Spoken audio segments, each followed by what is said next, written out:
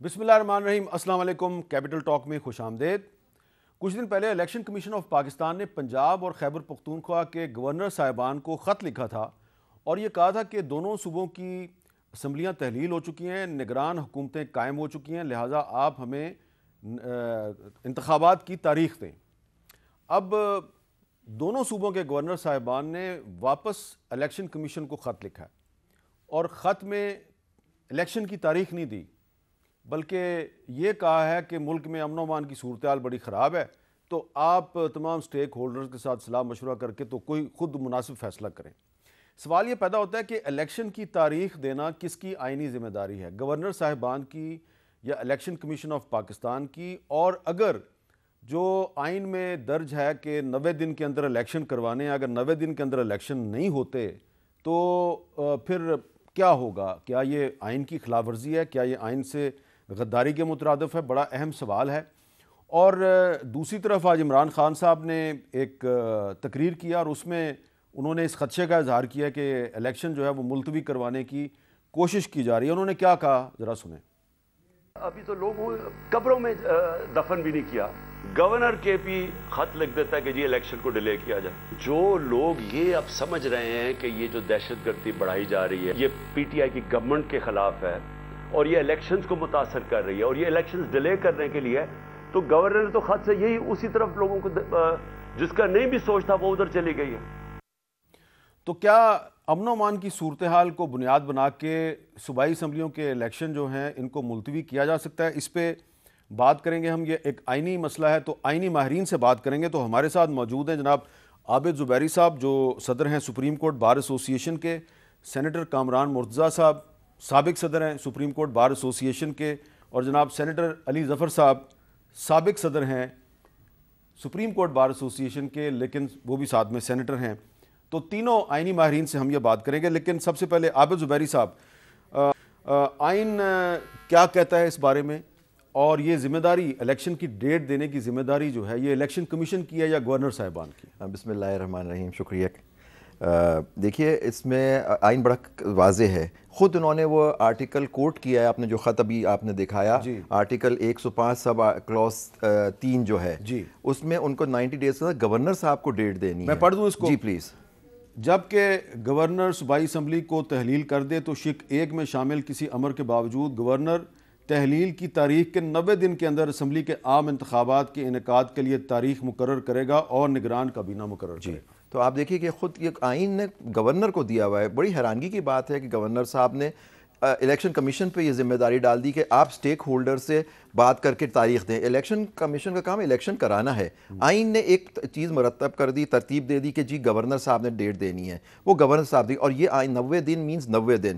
یہ جو انہوں نے گراؤنڈ دیا ہے کہ حالات ایسے ہیں، یعنی میں نہیں سمجھتا کہ یہ آئین کے اس لحاظ سے آپ اس کو ملتوی کرنا چاہیے الیکشن سے۔ جو باتیں قیاس آ رہی ہیں آپ کے پروگرام پہ میں سنا اور پروگراموں پہ یہ ہوا کہ یہ الیکشن ڈیلے ہوں گے، تو یہ دیکھیے اس کی ایک کڑی بن رہی ہے کہ وہ، اور دونوں کو سرپرائزنگ کہ دونوں گورنر، اور وہ قیاس آرائی جو ہے وہ موجودہ قومی اسمبلی کے 2 ارکان نے کی تھی، مولانا چترالی صاحب نے اور سائرہ بانو صاحبہ نے۔ اچھا، یہ مجھے نہیں پتا خیر، لیکن آپ یہ دیکھیں کہ مطلب کہ آئین کا اس کا، اور جو آپ نے تیسری بات کہی کہ کیا یہ آئین کی خلاف ورزی ہوگی، میں تو سمجھتا ہوں ود اٹ موسٹ رسپیکٹ کہ یہ بالکل آئین کی خلاف ورزی ہوگی اگر یہ پیریڈ، کیونکہ میں آپ کی کئی پروگرام سے یہ بھی سن رہا تھا کسی نے کہا اس کا کوئی کانسیکوینس نہیں دیا ہوا، تو یہ مینڈیٹری نہیں ہے۔ یہ ملک احمد خان صاحب جو پرائم منسٹر کے ایڈوائزر ہیں انہوں نے کہا۔ اچھا، میں سمجھتا ہوں یہ دیکھیے ایسی بات ہے تو پھر آئین میں یہ بھی دیا ہوا ہے کہ 5 سال کے بعد اسمبلی تحلیل ہو جائے گی، وہ کل نہ تحلیل ہو، وہ چلتے رہے کہ جی ہم نہیں تحلیل مانتے، تو اس کا کوئی کانسیکوینس تو نہیں دیا ہوا۔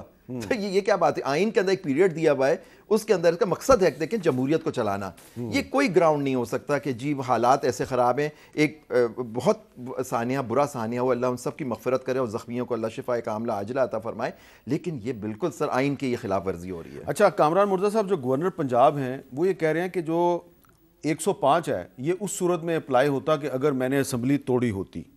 میں نے اسمبلی نہیں توڑی، وہ ایک پروسیس کے تحت خود بخود تحلیل ہوئی، وہ ختم ہو گئی، تو 105 یہاں پہ اپلائی نہیں ہوتا، یہ انہوں نے کہا ہے۔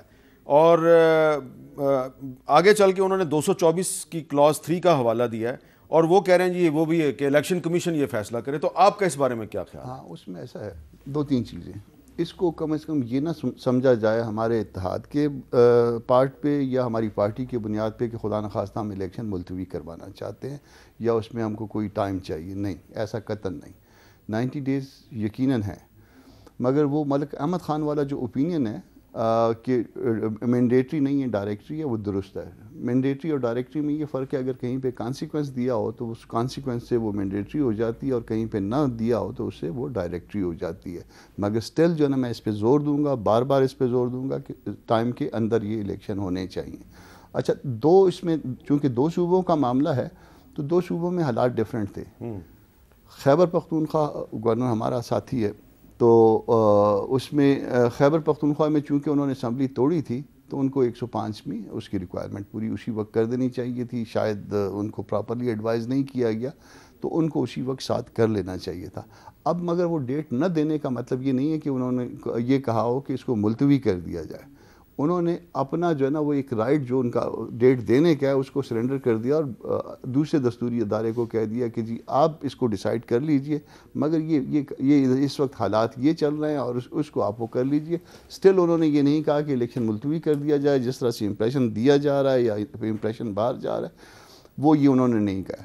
تو اصل چیز اس میں جو میرا خیال ہے کہ دیکھنے والی یہ نہیں ہوگی کہ یہ اس حالات کی وجہ سے الیکشن ملتوی کر دیا جائے یا پیسوں کی وجہ سے. اصل ایشو آئے گا آرٹیکل 224 کے نیچے، اور وہ ایشو جو آئے گا وہ یہ ایشو آئے گا کہ جو ہماری سکیم ہے، کانسٹیٹیوشن کی جو سکیم ہے الیکشن کی، اس میں کیئر ٹیکر کا کانسیپٹ ہے.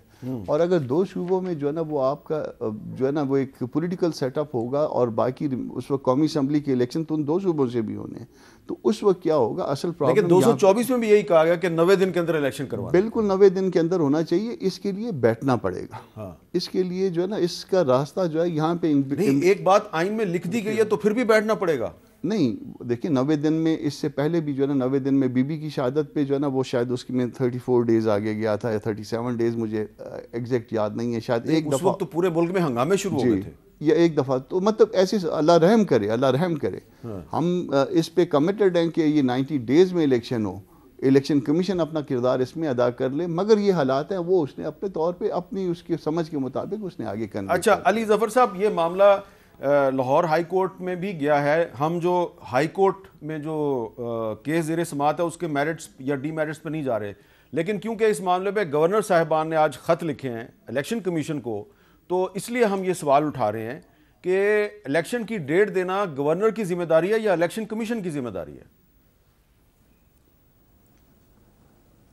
جی دیکھیں، سب سے پہلے تو حامد میر صاحب ایک چیز کلیئر کر لیتے ہیں، اور یہ کوئی شخص آپ کو جو آئین سمجھتا ہے اور اس کی اسپرٹ سمجھتا ہے اور جمہوریت کو جانتا ہے، وہ اس کو ڈینائی نہیں کرے گا کہ الیکشنز آئین میں ایک بار اسمبلی ڈیزالو ہو جائے تو 90 دن میں ہونے ہی ہونے ہیں. 90 دن سے 1 گھنٹہ بھی آگے نہیں الیکشنز ڈیلے ہو سکتے. صرف ایک آئین میں گنجائش دی گئی ہے، اور وہ یہ ہے کہ خدا نخواستہ کوئی جنگ ہو جائے یا کوئی اتنا بڑا سول وار ہو جائے کہ آپ کے لوگ پولنگ ڈے کے دن پولنگ بوتھ تک پہنچ ہی نہیں سکیں، تو پھر آپ اس کو تھوڑی دیر کے لیے ڈیلے کر سکتے ہیں. لیکن وہ اس کے لیے بھی ایمرجنسی ڈکلیئر کرنی پڑے گی اور وہ ساری کارروائی کرنی پڑے گی. اس کے علاوہ کوئی گنجائش نہیں ہے کہ 90 دن سے آپ زیادہ ڈیلے کریں. اب دوسرا سوال یہ آتا ہے کہ کیا 90 دن کا ٹائم جو ہے وہ اس کی کوئی کانسیکوینس ہے کہ نہیں ہے. وہ بھی بڑا انٹرسٹنگ ہے. آپ کو یاد ہوگا کہ ایک ووٹ آف نو کانفیڈنس ہوا تھا ہماری حکومت پی ٹی آئی کی حکومت کے خلاف، اور ٹائم دیا ہوا ہے اس میں کانسٹیٹیوشن میں کہ 14 دن کے اندر اندر وہ جو ہے سارا معاملہ ہونا ہے اور ووٹنگ ہونی ہے سارے سیکوینس فالو کرنے کے بعد. تو ہماری طرف سے بحث یہ ہو رہی تھی عدالت عظمیٰ میں کہ جناب ٹائم کا کوئی کانسیکوینس نہیں دیا تو ہماری مرضی ہے ہم ووٹ آف کانفیڈنس کب کرائیں. تو سپریم کورٹ نے کہا تھا کہ جب آئین کسی ٹائم کو سیٹ کر دے اور کہے کہ اس سے زیادہ نہیں ہو سکتا، تو سپریم کورٹ کیا جب تک آئین کی ترمیم نہیں ہوگی سپریم کورٹ اور کوئی عدالت، کوئی ایگزیکٹو، کوئی اتھارٹی، کوئی انسٹیٹیوشن اس کو ڈیلے نہیں کر سکتی. اور انہوں نے کہا تھا کہ آپ کے پاس 12 بجے کا ٹائم ہے، 12 بجے سے پہلے ووٹ آف کانفیڈنس ہو جانا چاہیے.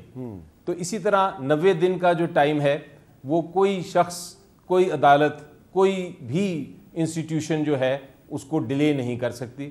یہ چیز بڑی واضح ہو جانی چاہیے. اچھا, اب دوسرا آپ کا تیسرا سوال یہ تھا کہ کیا یہ گورنر صاحب نے اپوائنٹ کرنا ہے تاریخ یا یہ کسی اور نے کرنی ہے. تو یہ ایک ڈیبیٹ ہے جو گورنر صاحب نے ریز کی ہے اور اس پہ عدالت نے فیصلہ کرنا ہے. لیکن ایک چیز کلیئر ہونی چاہیے, وہ یہ ہے کہ چاہے وہ گورنر صاحب نے کرنی ہے یا وہ الیکشن کمیشن نے کرنی ہے یا پریزیڈنٹ صاحب نے کرنی ہے, وہ کسی نہ کسی نے ضرور کرنی ہے. اور اگر کوئی بھی نہیں کرتا تو پھر عدالت جو ہے وہ خود ہی تاریخ مقرر کر سکتی ہے یا ڈائریکٹ کر سکتی ہے کسی بھی ادارے کو, گورنر کو یا الیکشن کمیشن کو, کہ آپ ڈیٹ فکس کریں. ٹھیک ہے, اس میں کوئی شک نہیں ہونا چاہیے کہ جہاں تک عدالت کا تعلق ہے وہ آئین کی پابند ہے اور عدالت جو ہے وہ 90 دن کے اندر اندر ہی الیکشن کرائے گی اور ڈائریکشن دے گی.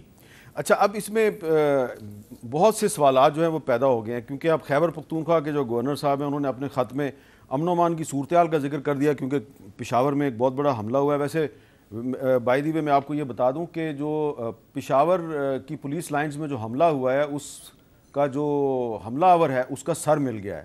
وہ سر ہمارے کی تصویر ہمارے پاس ہے لیکن وہ دکھانے کے قابل نہیں ہے. لیکن سوال یہ پیدا ہوتا ہے کہ یہ صوبہ جو ہے, اس صوبے میں جو دہشت گردی کے حملے ہیں وہ کم ہو گئے تھے, وہ زیادہ کیسے ہوئے؟ اس پہ بھی آج عمران خان صاحب نے اپنا موقف پیش کیا ہے, وزیر اعظم شہباز شریف صاحب نے اپنا موقف پیش کیا ہے. لیکن زبیری صاحب, ایک سوال پیدا ہوا ہے کہ بہت سے جو کنوکٹڈ سزا یافتہ جو دہشت گرد تھے ان کو رہا کر دیا گیا, ان کو جیلوں سے بھی چھوڑا گیا, اور کچھ ایسے بھی تھے جن کو صدارتی پارڈن ملا, صدارتی معافی ملی. تو یہ آئین میں ہمارے گنجائش ہے کہ اگر کنوکٹڈ یا نان کنوکٹڈ جو شخص ہے اس کو آپ چھوڑ دیں, کوئی پوچھنے والا نہیں؟ دیکھیے آرٹیکل 45 ہے سپریم آئین کا جو ڈیل کرتا ہے پریزیڈنشل پارڈن سے. تو پریزیڈنٹ کے پاس یہ اختیار ہے کہ وہ کسی کی معافی معاف کر دے. لیکن نیچرلی اگر وہ کنوکٹڈ اور ٹیررزم کے اس میں گئے ہیں تو اس پہ جہاں تک میرا خیال ہے اس میں معافی کا اطلاق بھی نہیں ہوتا, اور ریمیشنز وغیرہ جو ہوتے ہیں وہ بھی نہیں ملتی ہیں ان کو. لیکن اگر انہوں نے اس طرح سے چھوڑا گیا تو اس کے پیچھے دیکھنا پڑے گا کیا کیا ان کی سزائیں پوری ہو چکی تھیں, اس کے بعد ان کو چھوڑا گیا. پارڈن تو ہوگی, دیٹ مینس سزا پوری نہیں ہوئی ہوگی. لیکن ایک صاحب جو ہیں مسلم خان, ان کو 3 دفعہ پھانسی کی سزا دی گئی تھی, جی, ان کو بھی چھوڑ دیا. سر تو یہ تو پھر انویسٹیگیشن ہونی چاہیے کہ کیا وجوہات ہوئیں جس کی بیسس پہ ہوا, کس وجہ سے پریزیڈنٹ کو ایڈوائز کی گئی. نیچرلی ایڈوائز ہی دی گئی ہوگی نا ان کو چھوڑنے کے لیے, presidential bound by the advice, article 48 لگے گا اس کے اوپر. تو ان کو ایڈوائز دی گئی ہوگی, لا منسٹری سے آئی ہوگی ایڈوائز کہ جی ان لوگوں کو پارڈن کرے, تو پریزیڈنٹ نے اس کو پارڈن کر دیا ہوگا. تو یہ ساری انویسٹیگیشن ہونی چاہیے. پھر جی کامران مرتضیٰ صاحب, میرے پاس کافی نام ہیں جن لوگوں کو چھوڑا گیا, لیکن میں صرف 2 نام بتا رہا ہوں, مسلم خان اور محمود خان. دونوں کا تعلق سوات سے تھا, دونوں کے خلاف عدالتوں میں مقدمہ چلا, گواہ پیش ہوئے اور ان کو پھانسی کی سزا دی گئی, اور دونوں پہ 30 35 لوگوں کے قتل کا الزام ہے. صدر صاحب نے ان کو رہا کر دیا. تو یہ کس طرح, یعنی کہ کیا اس کی اب ہمیں یہ رائٹ ہے پوچھنے کا کہ آپ نے پاکستانی عوام کے قاتلوں کو چھوڑ دیا, کیسے چھوڑ دیا؟ یہ سوال اب پوچھنے کا پیدا ہونا چاہیے. اس سے پہلے بھی آرٹیکل 45 کے حوالے سے معاملہ گیا تھا, اور انہوں نے کہا کہ یہ جو سپریم کورٹ میں, اور انہوں نے کہا تھا کہ یہ ایبسولوٹ رائٹ ہے. حالانکہ اس کو لے کے ہم اس اینگل سے گئے تھے کہ جب قصاص اور دیت کا قانون آ گیا تھا اور کسی دوسرے کی جان جانے کا معاملہ تھا, تو پھر یہ حق شاید صدر کے پاس یا کسی حکومت کے پاس نہیں رہتا. مگر اس وقت یہ انٹرٹین نہیں ہوا تھا معاملہ. اب اس کو دوبارہ جو ہے نا دیکھا جانا چاہیے, اور یہ جو کچھ ہوا یہ غلط ہوا. اگر کسی کو الٹیمیٹلی کورٹ سے سزا ہو گئی ہے اور وہ کسی وجہ سے کوئی طاقت کے مراکز اگر اس کو کہیں پہ فیور کر رہے ہیں, اور وہ کسی وجہ سے اس فیور کی وجہ سے جو ہے نا وہ چھٹ جائے, اور اس کے بعد اس طرح کے حادثات جس طرح سے کل ہوا ہے, پرسوں ہوا ہے, یہ اگر دوبارہ رونما ہونا شروع ہو جائیں تو یہ میرا خیال ہے بہت دکھ کی بات ہے. اتنے لوگ تو کسی جنگ میں نہیں مرتے جتنے ایک مسجد میں مر گئے. اچھا علی زفر صاحب, اس پہ آپ کیا کہیں گے کہ کیا یہ رائٹ ہے پاکستانی عوام کو, کیا پارلیمنٹ کو یہ رائٹ ہے کہ وہ صدر سے پوچھے کہ جن لوگوں کو آپ نے معافی دی, آپ نے کس بنیاد پہ ان کو معافی دی؟ حامد صاحب, آئین کی جو طاقتیں دی گئی ہیں مختلف انسٹیٹیوشنز کو, چاہے وہ پریزیڈنٹ ہوں, گورنر ہوں, پرائم منسٹر ہوں, چیف منسٹر ہوں, تو اس کے پیچھے ایک نیت ضرور ہوتی ہے.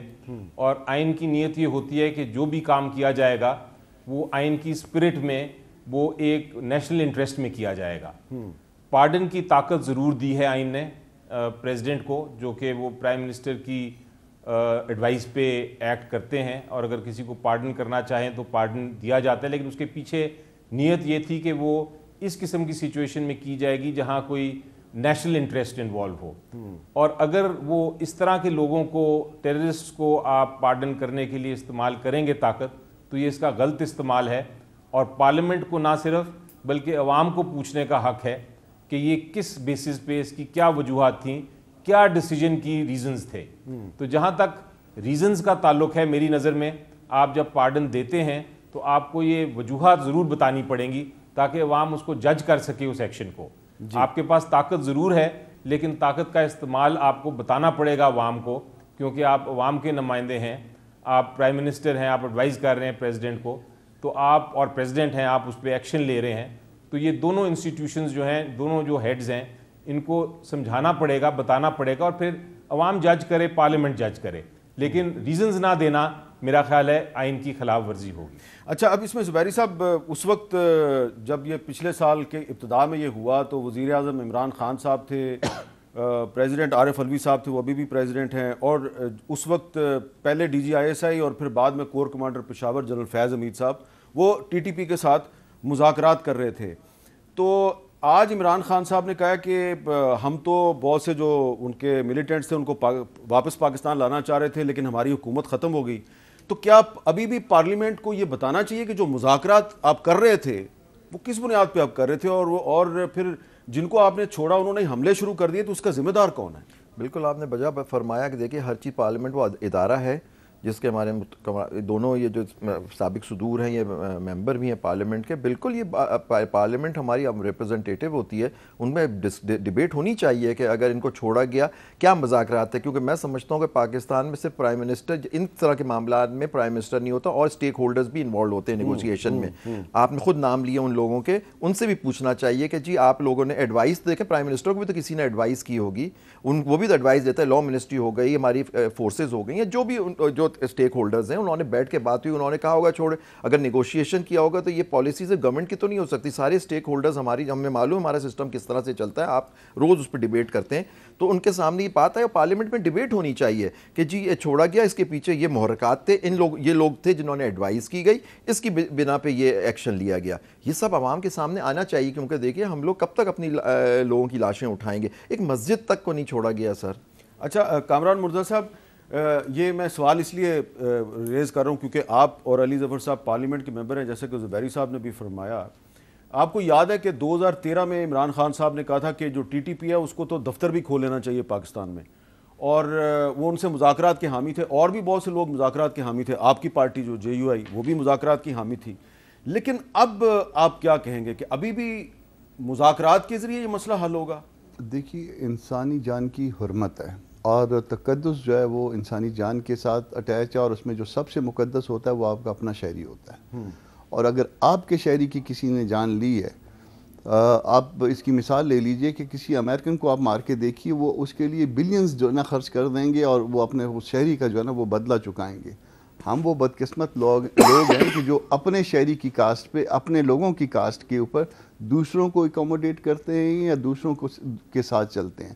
تو یہ میں کل بھی شاید اس پہ میں نے بات کی کہ اس طرح کی پالیسیاں جو ہے نا, یہ شاید ہم جیسے لوگوں کی یا اس پارلیمنٹ کی شاید اوقات نہیں ہے کہ اس بار پالیسیوں کو ڈیبیٹ کرے.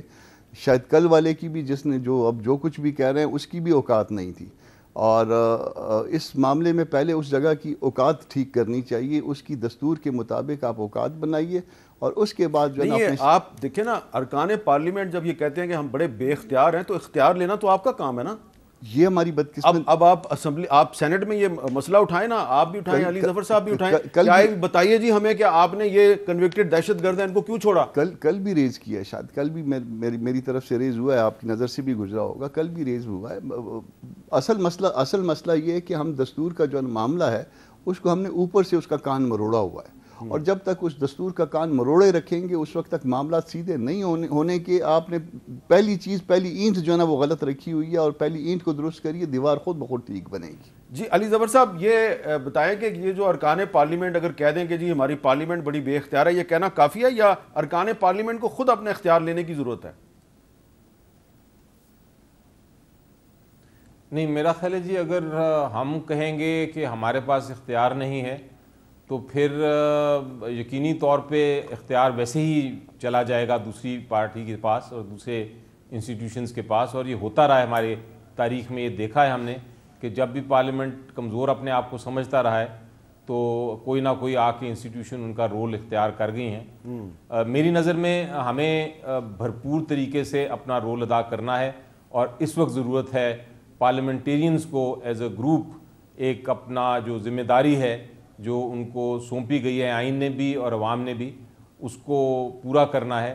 اور اس میں ایک پورا ایک ہمارا چیپٹر ہوتا ہے, ہماری جو کتاب ہے جو گرین بک جس کو ہم کہتے ہیں, جس میں کویسچنز اینڈ آنسرز ہوتے ہیں, اور ہم کوئی بھی سوال پوچھ سکتے ہیں, کسی سے بھی پوچھ سکتے ہیں, اس پہ اسپیشل کمیٹیز بھی بن سکتی ہیں.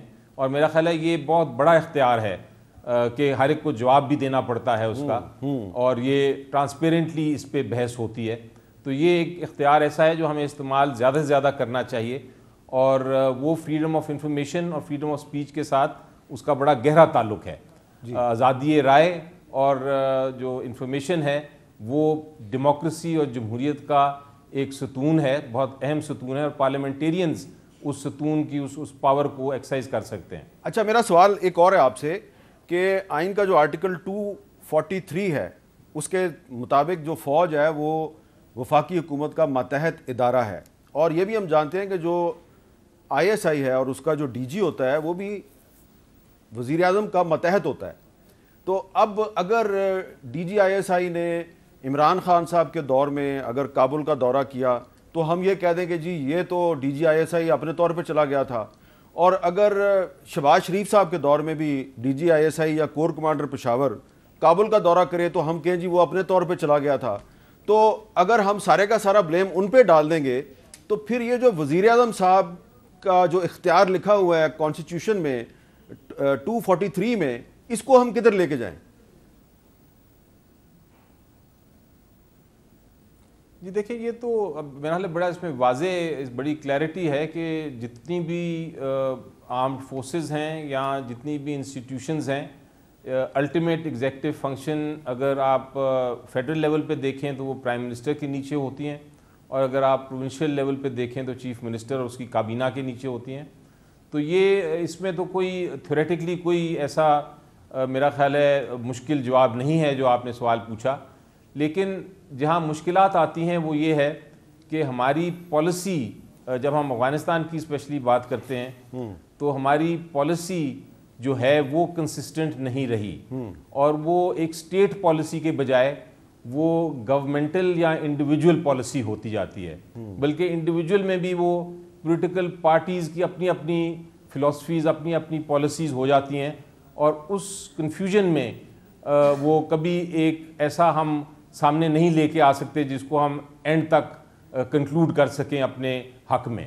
تو یہ سارے مسائل ہیں جو ہمیں سالو کرنے ہیں, اور اس کی جو میرے خیال کے مطابق میری رائے میں جو اس کی سورس ہونی چاہیے وہ ہے پارلیمنٹ. بیکاز پارلیمنٹ میں ہم ازیوم کرتے ہیں کہ پاکستان کے سب سے جو ایک تو نمبر 1 پبلک ریپرزینٹیٹیوز ہیں, اور نمبر 2 جو انٹلیکچولی ساؤنڈ لوگ ہیں وہ بیٹھے ہوئے ہیں, جن کو سوچ ہے, جن کو سمجھ ہے. تو وہاں سے ایک ڈیبیٹ شروع ہونی چاہیے, ایک ڈائریکشن ہونا چاہیے, اور پھر جو حکومت ہے ان پاور وہ اس ڈائریکشن کو فالو کرنی چاہیے. اور ایک اور بات میں بتا دوں حامد میر صاحب کو, میری نظر میں میری رائے میں وہ یہ ہے کہ آپ کبھی بھی اسٹیبلشمنٹ یا ہماری سیکورٹی فورسز کسی بھی ملک کی جو ہوتی ہیں, جب آپ کا نیشنل سیکورٹی, آپ کی ڈیفنس کے ایشوز ہوں تو ان کو ساتھ لے کے چلنا پڑتا ہے. وہ پارٹ اینڈ پارسل ہوتے ہیں آف دا اسٹیٹ, کیونکہ اسٹیٹ میں آپ کی یہ ساری چیزیں آ جاتی ہیں, آپ کی آرمڈ فورسز بھی, آپ کی پولیٹیکل پارٹیز بھی, آپ کا پارلیمنٹ بھی, آپ کی گورنمنٹ بھی. اور جب آپ اس قسم کی پالیسی بنانے چاہیں تو بیسٹ یہ ہوتا ہے کہ آپ سب کے کنسنسس یا کم از کم میجورٹی کا کنسنسس لے کے آگے چلیں, ایڈوائس لیں, اور اس کے بعد ایڈوائس آپ فالو کریں. یہ آپ دیکھیں جو ڈیبیٹس جو پریزیڈنٹس امریکہ کی ڈیبیٹس جو چلی ہیں ان کے پارلیمنٹس میں, یا جو ان کے پریزیڈنٹ جب افغانستان کے بارے میں بات کرتے ہیں تو کتنا ریلائی کرتے ہیں وہ اپنی آرمڈ فورسز پہ, ان کی ایڈوائس پہ, ان کی اوپینینز پہ. تو یہ ایک مشاورت سے اس قسم کے حل ہم ڈھونڈ سکتے ہیں. اگر ہم ایک دوسرے کے خلاف لڑتے رہیں گے تو یہی ہوگا کہ جو ٹیررسٹ نے دیکھا کہ جب کوئی چیز کمزور ہونے لگتی ہے وہ اپنے آپ کو باہر لے آتے ہیں, اور نقصان پھر ایونچولی عوام کو ہوتا ہے, شہید ہوتے ہیں لوگ, اور اس کے بعد پھر ہم دوبارہ بھول جاتے ہیں, پھر ہم اپنا لڑنا شروع کر دیتے ہیں آپس میں, اور یونٹی نہیں ہوتی اس ایشو پہ. جی تو یہ میرا خیال ہے یہ ایک بڑا امپورٹنٹ اور اہم آپ نے ڈیبیٹ شروع کی ہے, اور آپ جیسے لوگ جو ہیں, حامد میر صاحب, یہ آپ کے پروگرام سنتا رہتا ہوں میں, آپ یہ ڈیبیٹس کو آگے لے کے جائیں. اس پہ بھی کنسنسس بن سکتا ہے آپ کے میڈیا پہ بھی. میڈیا کا بھی ایک انسٹیٹیوشن ہے جس کا میں نام لینا بھول گیا تھا, جو باقی اسٹیٹ انسٹیٹیوشن کے ساتھ مل کے ایک مشاورت سے آگے اس ایشو کو ہم سالو کر سکتے ہیں. اچھا, کچھ اور بھی کچھ اہم آئینی سوالات ابھی باقی ہیں, اس پہ بات کرتے ہیں ایک وقفے کے بعد.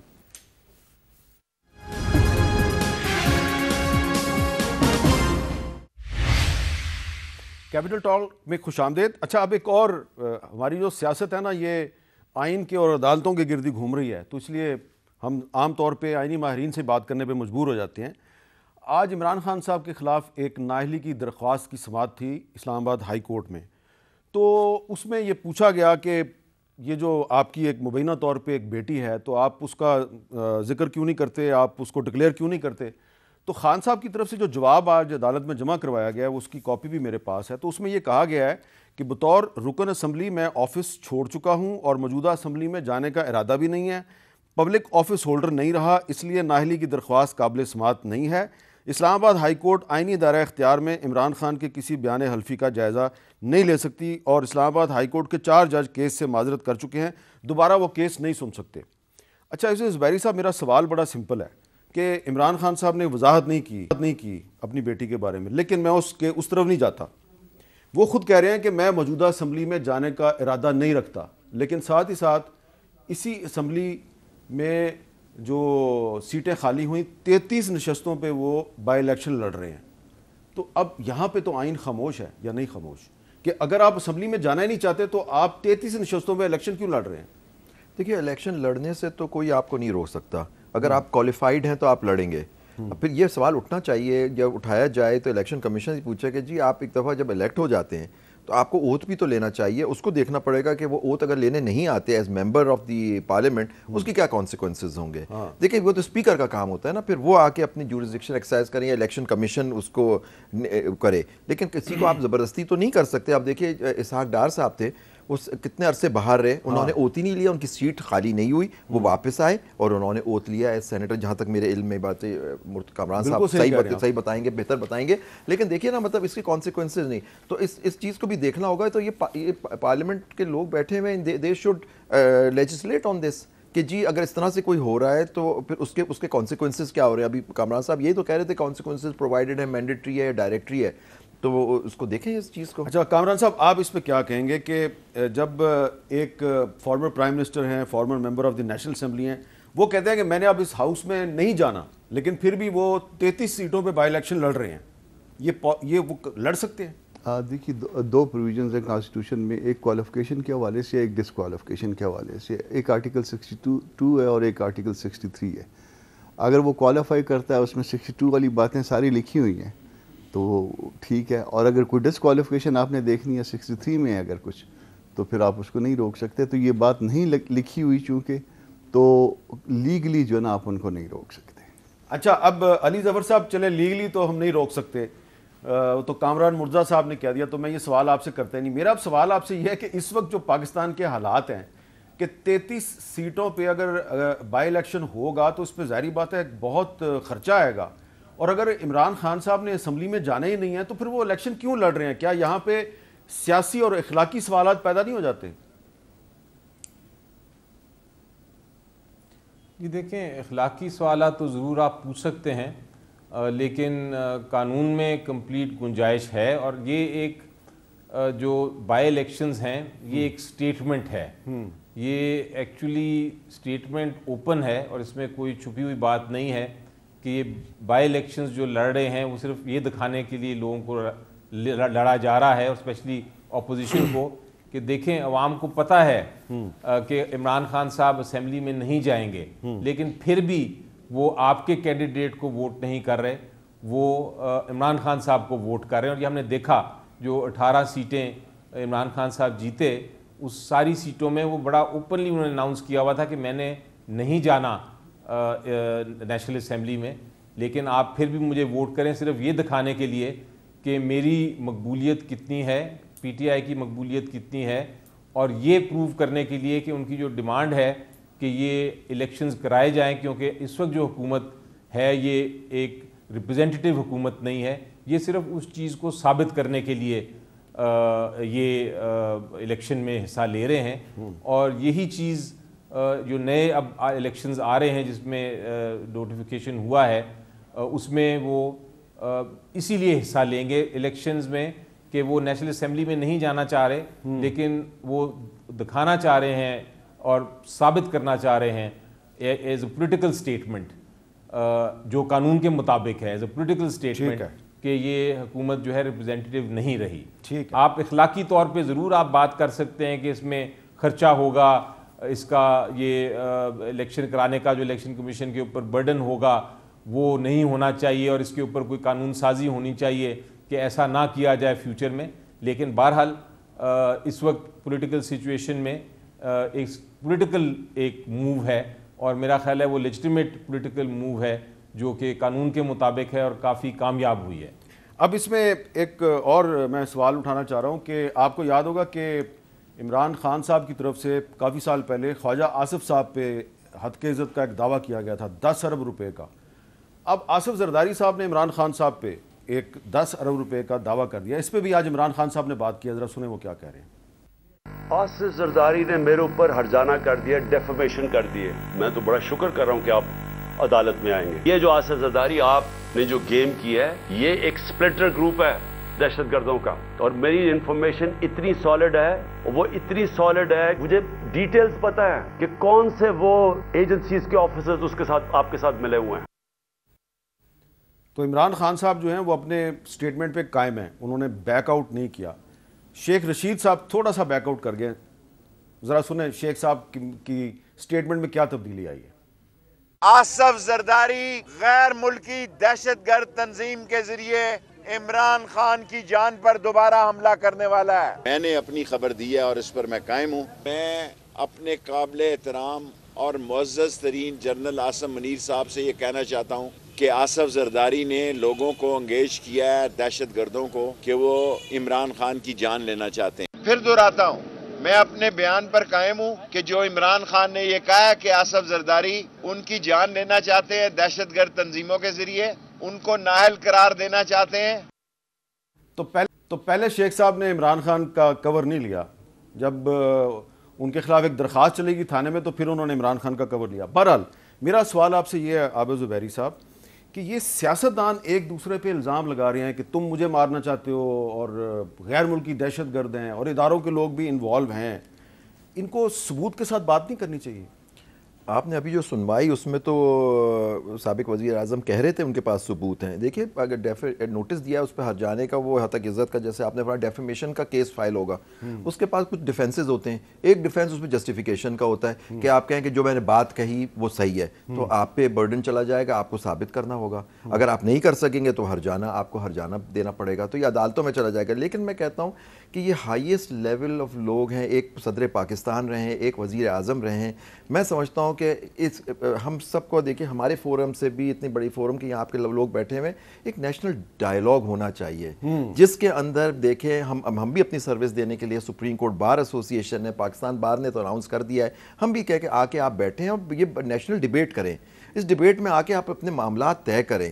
جب تک آپ بات نہیں کریں گے، یہ پارلیمنٹ کا مقصد کیا ہوتا ہے؟ آپ ڈیبیٹ کریں، بات کریں اور معاملات طے کریں۔ کیا ہم متحمل ہو سکتے ہیں سر جو حالات ہمارے چل رہے ہیں اس طرح کی لڑائی کے؟ میری تو درخواست سب سے ہے کہ خدا را ہوش کے ناخن لیں۔ کامران صاحب، نیشنل ڈائیلاگ ہو سکتا ہے 3 ایشوز پہ نہ ہوا تو اس کا بہت بڑا نقصان ہوگا. پہلا ایشو ہے آپ کے یہاں دہشت گردی, جو کچھ صوبہ بلوچستان میں ہو رہا ہے, صوبہ خیبر پختونخوا میں ہو رہا ہے, باقی ریمیننگ ملک پہ اللہ پاک رحم کرے یا نہ ہو, مگر ہمارے ہاں اور خیبر پختونخوا میں ایک پہلا ایشو ہے یہ, اس پہ ڈیبیٹ ہونی چاہیے اور اس پہ معاملات سیٹل ہونا چاہیے. دوسرا ایشو آپ کے ہاں معیشت کا ہے, اس کے اوپر ڈیبیٹ ہونی چاہیے, معاملات سیٹل ہونے چاہیے. ہم ایک دوسرے کو الزام دیتے ہیں حالانکہ ہم سارے جو ہے نا اس حمام میں شاید ننگے ہیں. تیسرا ایشو یہ کانسٹیٹیوشنل ایشو ہے الیکشنز کے حوالے سے, اس کے اوپر بیٹھ کے اس کو ہم کو سیٹل کرنا چاہیے, بجائے یہ کہیں کہ وہ الیکشن ملتوی کر رہا تھا, وہ الیکشن جلدی کروانا تھا, یہ 33 حلقوں پہ میں لڑوں گا, یہ پروو کرنے کے لیے, یہ دکھانے کے لیے کہ میں سب سے زیادہ مقبول ہوں. تو یہ باتیں جو ہے نا جب تک ہم اس کو سیٹل نہیں کریں گے معاملات آگے نہیں جائیں گے. علی ظفر صاحب, کیا عمران خان صاحب نیشنل ڈائلاگ کا حصہ بننے کے لیے تیار ہوں گے؟ جی دیکھیں, میرا خیال ہے نیشنل ڈائلاگ کی آپ آئی تھنک ایشو بیس کریں. آپ جب آپ نیشنل ڈائلاگ کی بات کرتے ہیں تو آپ کو پہلے ایشو آئیڈینٹیفائی کرنے ہیں. یہ 3 ایشوز آئیڈینٹیفائی کیے نا کامران صاحب. جہاں تک ٹیررزم کا تعلق ہے, جی ٹیررزم کا تعلق ہے, میرا خیال ہے اس پہ انفیکٹ سینٹ میں ڈیبیٹ بھی ہوتی رہی اور یہ شاید کنسنسس ہے سب کا کہ اس کے اوپر تو ایک ہمیں پالیسی بنانی پڑے گی, اور پالیسی لانگ ٹرم پالیسی بنانی پڑے گی جس میں ایک نیشنل ٹاسک فورس, ایک سیکیورٹی ایجنسی, جوڈیشل ریفارم, ہماری فورن پالیسی ویزاوی ہمارے جو نیبرہڈ ہے, وہ سارے کے اوپر ایک کنسنسس ڈیولپ کرنا پڑے گا. اور یہ اس کا بیسٹ طریقہ جو ہے وہ یہ ہے کہ آپ جلدی الیکشن کرائیں, ایک ریپرزینٹیو حکومت لائیں جو 5 سال کے لیے ہو, اور وہ پھر ایک کنسنسس ڈیولپ کریں. یہ اس میں کوئی شک نہیں ہے کہ اس پہ کنسنسس ہونا چاہیے. اب آپ کا دوسرا ایشو جس پہ میرا خیال ہے کنسنسس ہونا کی ضرورت ہوتے ہیں وہ ہے نیشنل انٹرسٹ کے ایشوز, اور میں امید کرتا ہوں کہ آپ بھی اس پہ مزید پروگرام کریں گے. آپ کو پتہ ہے کیس آف دا سینچری کون سا آ گیا ہمارے سامنے؟ کیس آف دا سینچری میں اس کو کہوں گا, کیونکہ اس کے اوپر پاکستان کا مستقبل جو ہے وہ قائم ہوا ہے, اور وہ ہے جو ہماری آربیٹریشن چل رہی ہے, شروع ہو گئی ہے کشن گنگا کے اوپر انڈیا کے ساتھ. کیونکہ وہ اگر ہم کامیاب ہو گئے تو ہماری واٹر اسکیرسٹی کا ایشو ٹھیک ہو سکتا ہے. اگر خدا نخواستہ اس میں ہمیں کوئی نقصان ہوا یا کوئی ہم سکسیسفل نہ ہوئے تو ہمیں بہت بڑا نقصان ہو سکتا ہے, کیونکہ ہم 15-20 سال میں واٹر, ہمارا پانی ہے ہمارا جو ختم ہو جائے گا, ہمارا ایگریکلچر ختم ہو جائے گا. یہ ہے بومب, واٹر بومب, اس کے بارے میں کنسنسس کی ضرورت ہے, اور اس کے اوپر کیا کام کرنا چاہیے, کس طرح کی ایکسپرٹیز ہمیں شامل کرنی چاہیے اس ٹیم میں جو کہ کیس لڑے گی. جو واٹر ایکسپرٹس ہیں, جو انٹرنیشنل واٹر ایشوز پہ ایکسپرٹس ہیں, جو انجینئرز ہیں, وہ کیا ٹیم ہوگی, اس کے اوپر کوئی بات نہیں کر رہا.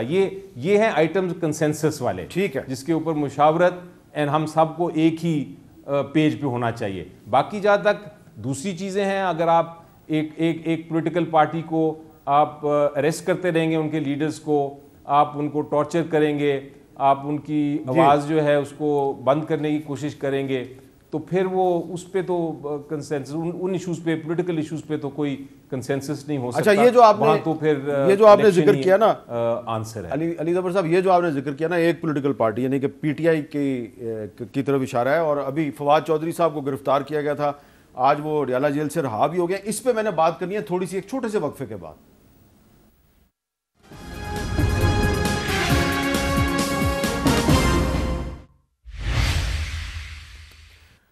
کیپٹل ٹاک میں خوش آمدید. اور آخر میں ایک سوال اٹھانا چاہ رہا ہوں, اور میں کسی کو ناراض نہیں کرنا چاہ رہا, کسی کو اوفینڈ نہیں کرنا چاہ رہا, لیکن ایک سوال بنتا ہے. فواد چودھری صاحب جو ہیں وہ سابق وزیر ہیں, ان کو 124A میں اور کچھ دفعات میں گرفتار کیا گیا, بہت برے طریقے سے عدالت میں پیش کیا گیا, ہم نے بھی اس کی مذمت کی, لیکن عدالت نے ان کی ضمانت لی اور آج ان کو ریلیز کر دیا گیا. لیکن قومی اسمبلی کے ایک اور ممبر ہیں علی وزیر صاحب, وہ پچھلے 2-2.5 سال سے جیل میں ہیں. ان کی سپریم کورٹ نے ضمانت لی ہے, ان کی سندھ ہائی کورٹ نے ضمانت لیا, ان کی پشاور ہائی کورٹ نے بھی ضمانت لے لی ہے, سب کیسز میں ان کی ضمانت ہو چکی ہے, ان کو رہا نہیں کیا جاتا. عابد زبیری صاحب, کیا یہ ڈومیسائل کا فرق ہے؟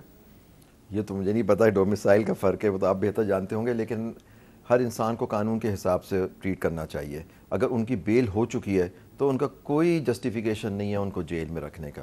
تو یہ وہاں معلوم کرنا چاہیے کس گراؤنڈ پہ ان کو ریلیز نہیں کیا جا رہا, کیونکہ دیکھیے بنیادی حق ہے. اگر آپ کہہ رہے ہیں ہائیسٹ کورٹ نے بھی ان کی بیل لے لی ہے, سندھ ہائی کورٹ نے بھی اور پشاور ہائی کورٹ نے, تو کوئی وجہ نہیں ہے کہ ان کا وہ آپ کے اسمبلی کے نیشنل اسمبلی کے ممبر ہیں اور ووٹ دینے بھی آئے تھے اس کے اندر جب شہباز شریف صاحب کو ووٹ دینے کے لیے لائے گئے تھے جیسے آپ نے فرمایا.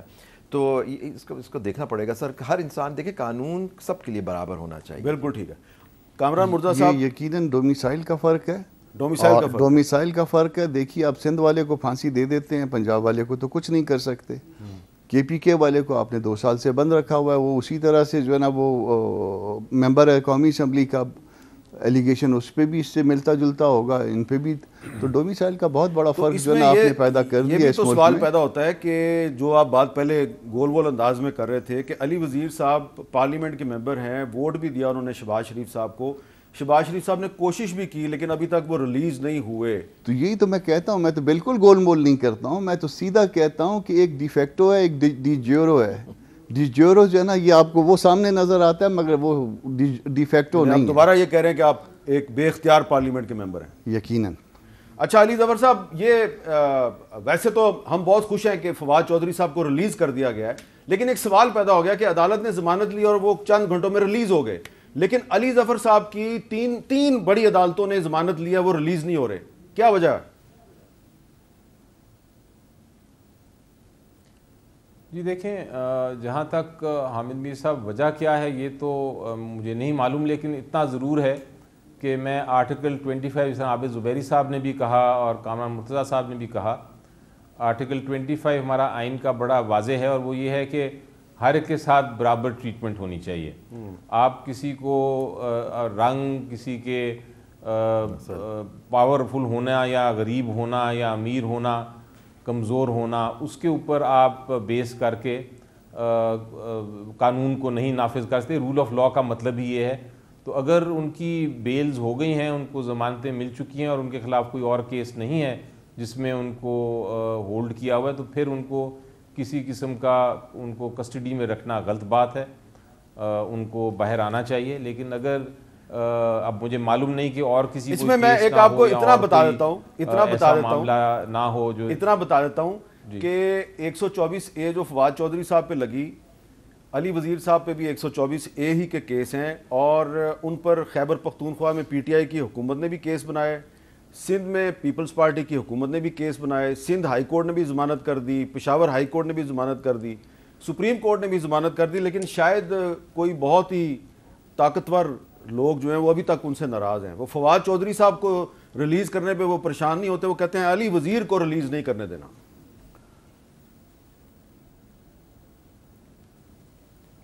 جی اب یہ جس طرح میں نے فرمایا کہ رنگ کی بات کرتے ہیں, رنگ تو علی وزیر کا فیئر ہے. آپ یہ بات درست ہے کہ ان کے خلاف کوئی کیس نہیں ہے. جی آپ یہ کچھ کہہ رہے ہیں کامران مرتضیٰ صاحب, کہہ رہا ہوں کہ وہ رنگ کی بات کر رہے ہیں تو رنگ تو علی وزیر کا فیئر ہے. اچھا, جس طرح کہ عابد زبیری صاحب گورے چٹے ہیں تو ان کے جیسا ان کا رنگ ہے, لیکن علی وزیر صاحب کے خاندان کے بہت سے افراد دہشت گردی کا نشانہ بنے. زیادتی ہے, ظلم ہے, ظلم ہے, اور اس بات کو ہم کو سب کو ماننا چاہیے. زیادتی ہو رہی ہے, مذمت کرنی چاہیے اس کی, اور اگر ہم کچھ نہیں کر سکتے. بہت بہت شکریہ عابد زبیری صاحب, جناب کامران مرتضیٰ صاحب, جناب علی ظفر صاحب. اور ہم آخر میں یہی کہیں گے کہ پاکستان کے مسائل کا حل آئین اور قانون کی ذمہ داری. یہاں پہ آرٹیکل 25 کا ذکر ہوا ہے, تو اگر پنجاب کے سیاستدان جو ہیں ان کی عدالت ضمانت لیتی ہے تو ان کو رہا کر دیا جاتا ہے, تو ایک خیبر پختونخوا کا جنوبی وزیرستان کا رکن قومی اسمبلی علی وزیر, اس کی بھی سپریم کورٹ نے, سندھ ہائی کورٹ نے, پشاور ہائی کورٹ نے ضمانت کر دیا. بھائی اس کو بھی رہا کر دیں. آپ کیوں ہمیں یہ سوال اٹھانے پہ مجبور کرتے ہیں کہ ڈومیسائل کا فرق ہے؟ اجازت دیجیے, اللہ حافظ.